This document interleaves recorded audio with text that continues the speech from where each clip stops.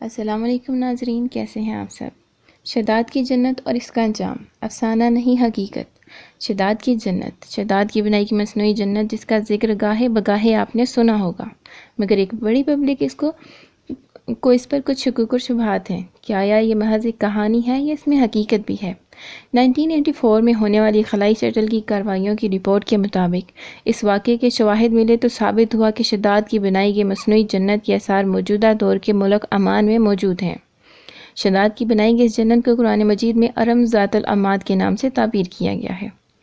اس کی تاریخ کچھ یوں ہے کہ طوفان نوح کے بعد قوم نوح کی رہائش کا سارا علاقہ دوبارہ سے آباد ہوا اور پھر بہت ترقی کر گیا۔ اس علاقے کو دنیا میں تجارت اور زراعت کی وجہ سے بہت پذیرائی حاصل تھی۔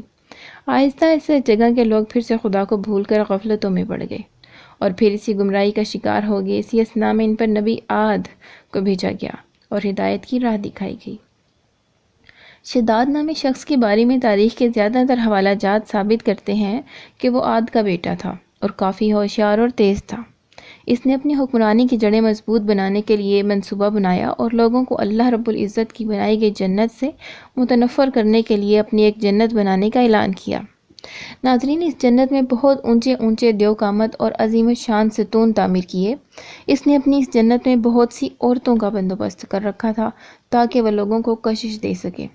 یہ ارم جس کا قرآن مجید میں بھی ذکر آیا ہے مال و دولت اور ہیرے جواہرات سے بھرپور تھی اور اس میں خوبصورت ترین نظارے موجود تھے۔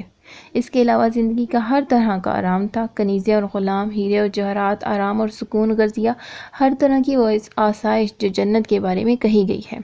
شداد کا مقصد تو صرف لوگوں کو اللہ رب العزت کے پیغام سے گمراہ کرنا تھا اور اسی وجہ سے اس نے جنت میں اتنا کچھ قائم کیا تاکہ لوگ اللہ رب العزت کے پیغام کو رد کر کے اس کی طرف لپکیں اور اس کی بادشاہت کے گرویدہ ہو جائیں۔ یہ سب واقعات اور حالات تاریخی حوالوں سے تقریباً 3000 سال پہلے کے ہیں اور اللہ کا کرنا ایسا ہوا کہ جب سب کچھ تیار ہو گیا تو شداد نے اپنی سواری طلب کی جس پر اسے عظیم جنت میں داخل ہونا تھا۔ اس کی عالیشان سواری اور اس کی جنت کی روانگی کے دیکھنے کے لیے سارا شہر اکٹھا تھا۔ جب وہ اپنے ساتھیوں حواریوں کی فوج کو لے کر چلا تو پورے شہر کی توجہ کا مرکز بنا ہوا تھا۔ جب یہ فوج جنت کے دروازے پر پہنچی تو اللہ رب العزت کے غضب نے جوش مارا اور ایک زوردار چیخ نے اس کے پورے لشکر اور اس کی جنت کو تباہ و برباد کر دیا۔